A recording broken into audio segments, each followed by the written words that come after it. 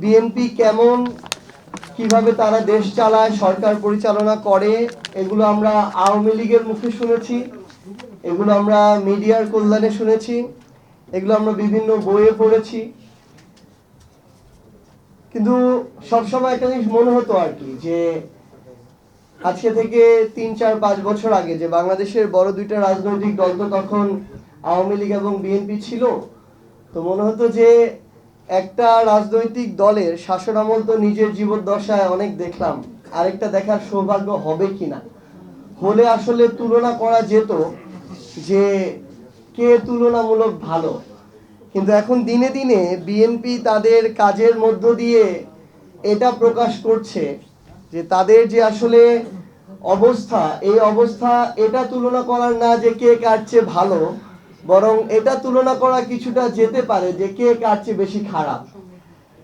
আমরা সেদিন সংসদে একটা অপচেষ্টা দেখেছি এবং এই অপচেষ্টার একটা ডকুমেন্টও ভিডিও আকারে পরবর্তীতে সামনে এসেছে।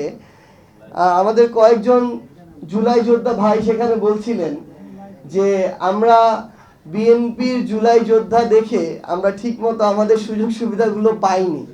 তো এর মধ্য দিয়ে আরেকটা জিনিস আবার এসেছে, যেটা সোশ্যাল মিডিয়া একটু ভিন্নভাবে প্রকাশ করা হচ্ছিল, যে জুলাই যোদ্ধা এবং শহীদ পরিবারের সাথে জুলাইয়ের নেতৃত্ব দানকারীদের বাকবিতণ্ডা। তো পরক্ষণে ওই ভিডিওটা যখন আসে তো আমরা বুঝতে পারি যে বিএনপির চিন্তা ভাবনা এবং চেষ্টাটা এখন এতটাই অপচেষ্টার দিকে গিয়েছে যে বিএনপি পন্থী কিছু সিলেক্টিভ জুলাই যোদ্ধাকে আমন্ত্রণ জানিয়ে তাদের সাথে অন্য রাজনৈতিক দলের কিংবা এনসিপি কিংবা বিরোধী দলের নেতৃবৃন্দদের একটা অস্বস্তিকর পরিবেশ তৈরি করার পর্যন্ত তারা হীন চেষ্টা করছে সংসদের মতো জায়গায়। এবং আমরা আমাদের জায়গা থেকে দেখলাম যে আমাদের প্রতিমন্ত্রী, স্থানীয় সরকারের প্রতিমন্ত্রী, যাকে আমাদের মাননীয় প্রধানমন্ত্রী জনাব তারেক রহমানের বিভিন্ন বিশেষণে বিশেষায়িত করা হয়, তো তিনি তার জায়গা থেকে যখন বলেন যে প্রফেসর ডক্টর মোহাম্মদ ইউনূস লন্ডনে গিয়ে নির্বাচনের যে ট্রফি, জুলাইয়ের যে ট্রফি, সেটা জনাব তারেক রহমানকে দিয়ে নির্বাচনের তারিখ নিয়ে এসেছেন। তো আমরা যে নির্বাচন পরবর্তী সময়ে কিছু আশঙ্কা প্রকাশ করছিলাম, নির্বাচন ইঞ্জিনিয়ারিং এর ডিপ স্টেট, কিংবা একটু আগে ম্যাম বললেন যে দেশের এবং দেশের বাইরের কিছু অংশের প্রভাবে তাদের মন মতো করে সরকার গড়ার এবং ওই মেজরিটি দেওয়ার, এটা সম্ভবত আমাদের প্রতিমন্ত্রী সাহেব মানে নিজেদের মধ্যকার একটা আলাপ আলোচনা ভেবে তিনি মুখ ফুসকে বলে ফেলেছেন। তো ধীরে ধীরে আসলে তারা তাদের জায়গা থেকে তাদের যে উদ্দেশ্যগুলো, সেই উদ্দেশ্যটা খুব স্বল্প সময়ে খুব কাঁচাভাবে তারা প্রতিষ্ঠিত করার চেষ্টা করছেন। তুষার ভাই একটু আগে যেটা বলেছেন, বিএনপি খুব দ্রুত আওয়ামী লীগ হওয়ার চেষ্টা করছে, কিন্তু এই বিষয়ে আসলে তাদের সামর্থ্য, ক্যাপাবিলিটি, কোয়ালিটি কোনোটাই আওয়ামী লীগের কাছাকাছি নাই এবং তাদের আওয়ামী লীগের সমান ধৈর্যও নাই। নাহলে 5 বছরের জন্য নির্বাচিত একটা সরকার অন্তত 5 মাস তো অপেক্ষা করবে, নিজেদেরকে তো গুছিয়ে নিবে, তারপর তারা তাদের হয়তো এই অ্যাকশনগুলোতে যেতে পারে। কিন্তু তারা 2 মাস যেতে না যেতে এগুলো শুরু করেছে। কিন্তু দুঃখজনক হলেও সত্য, এই প্রক্রিয়ায় তাদেরকে বৃদ্ধাঙ্গুলি দেখাচ্ছে দেশের এবং দেশের বাইরের কিছু শক্তি। দেখেন, যে মানুষটা তার জায়গা থেকে বিডিআর হত্যাকাণ্ডের বা পিলখানা হত্যাকাণ্ডের নির্দেশদাতা, যিনি শাপলা ম্যাসাকারের নির্দেশদাতা, মোদী বিরোধী হত্যাকাণ্ডের নির্দেশদাতা, জুলাই গণঅভ্যুত্থানের এই গণহত্যার নির্দেশদাতা, এবং সর্বশেষ যিনি ফাঁসির দণ্ডপ্রাপ্ত আসামি ফ্যাসিস্ট খুনি শেখ হাসিনা, ভারত তাকে আশ্রয় দিয়ে রেখেছে। এত বড় শাস্তি বা দণ্ডের পরও এখন পর্যন্ত সে বিষয়ে কোনো মুখ খুলেনি। পরবর্তীতে আমরা দেখলাম যে আমাদের ভাই শরীফ ওসমান হাদিকে যেই খুনিরা হত্যা করলো, সেই খুনি এবং তাদের সাথে সংশ্লিষ্ট যারা পরিকল্পনাকারী সবাইকে স্বল্প সময়ের মধ্যে ভারত আশ্রয় দিয়েছে।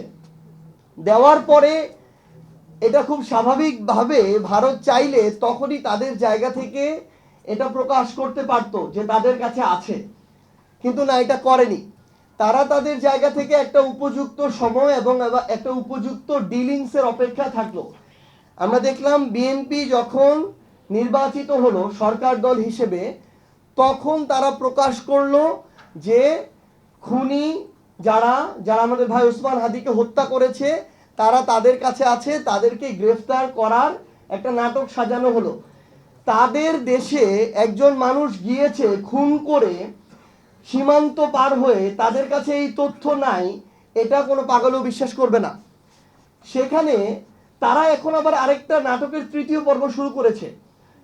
ওই অপরাধীদেরকে তারা গ্রেফতার করলো, এরপরে বাংলাদেশের সরকারের সাথে যে কোনো প্রক্রিয়া যত দ্রুত সম্ভব তাকে তো বাংলাদেশের কাছে হস্তান্তর করার কথা।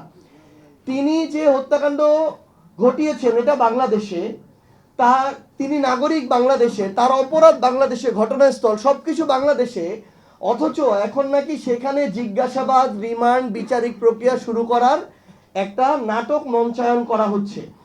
এবং আমরা আসলে জানি না যে আবার কিসের বিনিময়ে আমাদের বিএনপি সরকার কি দিয়ে কখন তাকে বাংলাদেশে নিয়ে এসে তার বিচার নিশ্চিত করবেন। এখানে গুরুত্বপূর্ণ একটা বিষয়, আজকে বাংলাদেশের পররাষ্ট্রমন্ত্রী ভারতে গিয়েছেন বাংলাদেশের সাথে ভারতের সম্পর্ক স্বাভাবিক করার উদ্দেশ্যে। খুনি হাসিনাকে আশ্রয় দিয়েছে ভারত, শহীদ ওসমান হাদির হত্যাকারীদেরকে আশ্রয় দিয়েছে ভারত, বিগত 16 বছর বাংলাদেশের উপরে আধিপত্য চালিয়েছে ভারত, বিগত পুরো সময় আওয়ামী লীগকে ব্যবহার করে বাংলাদেশ থেকে নিজের স্বার্থ হাসিলের সকল পায়তারা চালিয়েছে ভারত। সেখানে সম্পর্ক স্বাভাবিকের প্রক্রিয়া কিংবা সেই কার্যক্রম তো তাদের উদ্যোগ নেওয়ার কথা, তাদের আসার কথা ছিল। তা না করে আমরা দেখি যেই বর্তমান পররাষ্ট্রমন্ত্রী এর আগে তারেক রহমানের সাথে বসার বা ডক্টর ইউনূসকে বসিয়ে দেওয়ার উপহার স্বরূপ বর্তমানে পররাষ্ট্র মন্ত্রণালয় পেয়েছেন, তিনি আবার সম্পর্ক স্বাভাবিক করতে গিয়েছেন। তো আমাদের আসলে আশঙ্কা হয়, কারণ তিনি যখন যেখানে গিয়েছেন তিনি দিয়ে এসেছেন, কখনো নিয়ে আসতে পারেন নাই। তো সেই জায়গা থেকে আজকে তিনি যখন গিয়েছেন, তিনি নিয়ে আসার আগে তাকে তার হাতে একটা জিনিস দেয়া হয়েছে কি, আমার এক বাংলাদেশি ভাইয়ের লাশ। আজকে লালমনিরহাটের পাটগ্রামে বিএসএফ এর গুলিতে আমার আরেকজন বাংলাদেশি ভাইকে হত্যা করা হয়েছে, যখন বাংলাদেশের পররাষ্ট্রমন্ত্রী ভারতের পররাষ্ট্রমন্ত্রীর সাথে মিটিং করছেন স্বাভাবিক করার জন্য। তো এভাবে হচ্ছে সম্পর্ক আমাদের স্বাভাবিক হবে। তো আমরা আমাদের জায়গা থেকে আসলে বিএনপিকে এবং তার সংশ্লিষ্ট সবাইকে একটা জিনিস আহ্বান করি, এখন যারা 8 বছর 10 বছর বয়সে ক্লাস 3, 4, 5-এ পড়ে